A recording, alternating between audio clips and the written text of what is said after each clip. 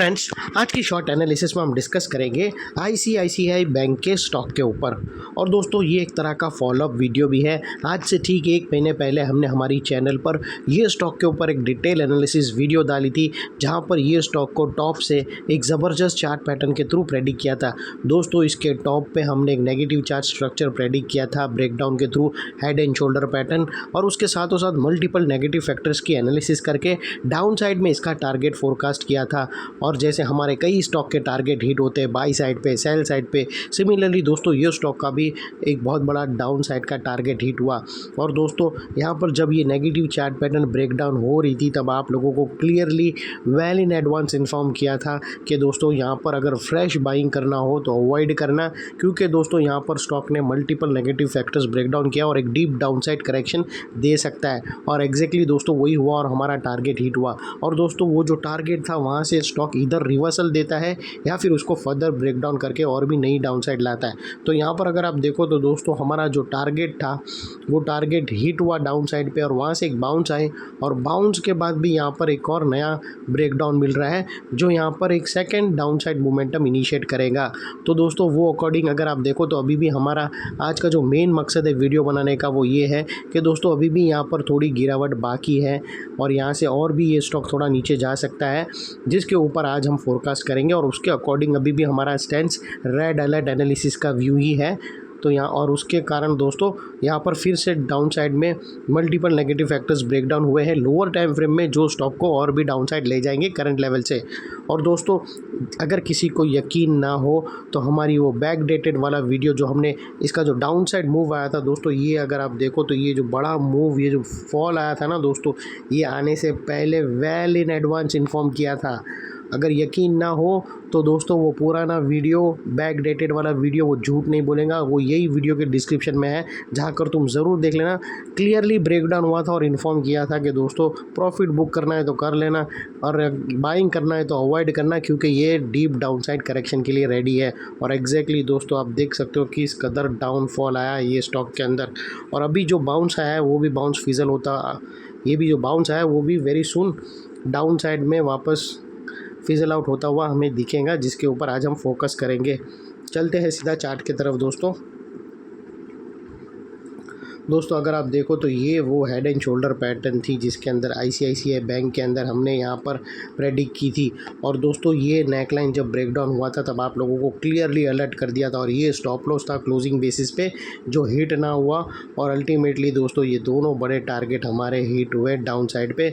और यहाँ पर दोस्तों एक और बड़ी नेगेटिव पैटर्न बनी है फर्दर, जिसके ऊपर आज हम फोरकास्ट करेंगे।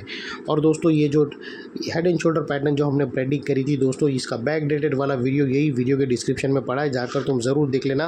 और चलते हैं दोस्तों 4 आवर्स टाइम फ्रेम के अंदर।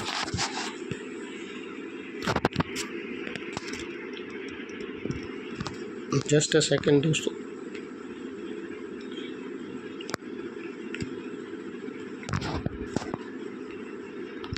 दोस्तों अगर आप देखो तो ये जो बाउंस आया है उसको अगर हम डाइसेक्ट करो तो ये वो अपसाइड मोमेंटम थी, जहाँ पर एक स्टॉक के अंदर एक अपसाइड मूव आया, और ये दोस्तों एक एक्स वेव बनकर आया।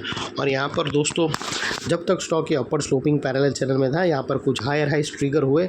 दोस्तों अगर आप देखो तो फर्स्ट हायर हाइज यहाँ पर रजिस्टर हुआ, सेकेंड हायर हाइज और थर्ड हायर हाइज। और जैसे ही दोस्तों ये upper sloping parallel channel down side में ब्रेकडाउन हुई, फर्स्ट टाइम इसके जो हायर हाइज थे वो लोअर लोज में थ्रेट हुए क्लोजिंग बेसिस पे, जो हमें कंफर्म करता है कि स्टॉक ऑफिशियली अभी भी ऑफिशियली स्टॉक करेक्शन के अंदर ही है। यहाँ पर जो अपसाइड बाउंस आया था वो कम्प्लीटली फिजल आउट हो गई। अनलेस एंड अनटिल यहाँ पर कोई नया हायर हाइज ना मिले या पुराने हायर हाइज के ऊपर क्लोजिंग ना मिले, तब तक दोस्तों बाय अवॉइड बेस्ट डिसीजन रहेगा। और फ्रेंड्स, बात कर लेते हैं यहाँ पर डाइवर्शन की भी।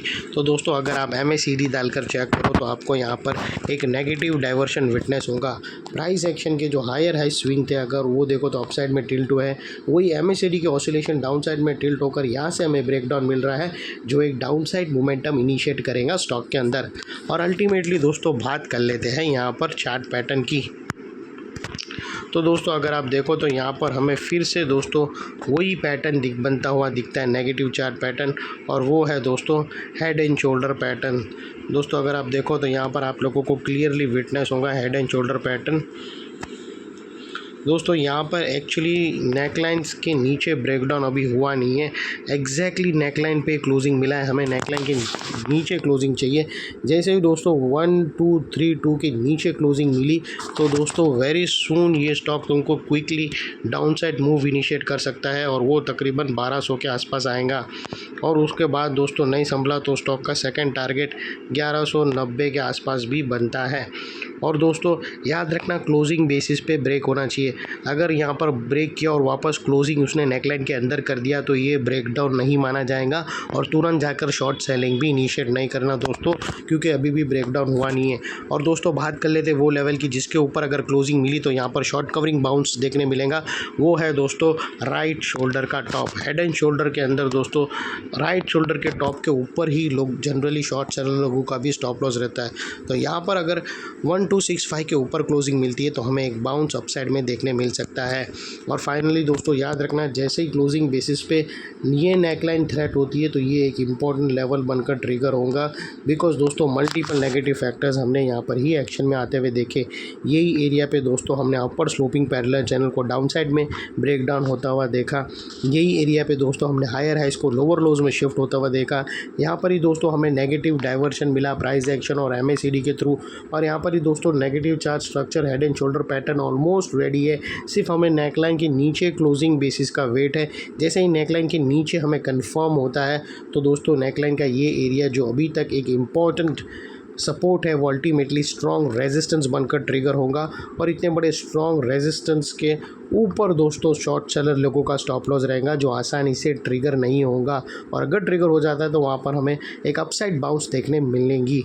ये थी हमारी एनालिसिस फ्रेंड्स। अच्छी लगे तो प्लीज़ चैनल को लाइक शेयर सब्सक्राइब ज़रूर करना। Thank you. जय हिंद।